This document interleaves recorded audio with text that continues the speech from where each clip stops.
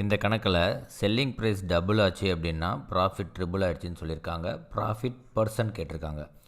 Profit பர்சன்ட்டோட formula என்னன்னா selling price minus cost price divided by cost price into 100. ப்ராஃபிட்டுக்கான formula என்ன அப்படின்னா selling price minus cost price.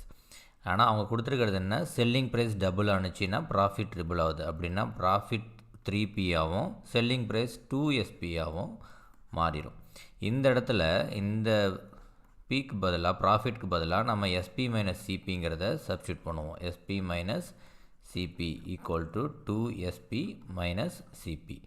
3SP minus 3CP is equal to 2SP minus CP.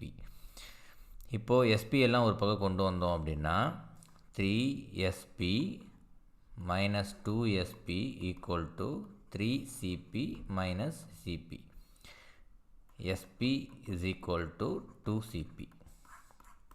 இப்போது நம்ம இந்த ஃபார்முலாவுக்கு போயிடலாம். அந்த ஃபார்முலாவில் ப்ராஃபிட் பர்சன்டேஜ் கேட்டிருக்காங்க. அந்த ப்ராஃபிட் பர்சன்டேஜில் எஸ்பிக்கு பதிலாக இப்போ நம்ம டிரைவ் பண்ண 2CPயை சப்ஸ்டியூட் பண்ணோம் அப்படின்னா 2CP minus CP divided by CP into 100.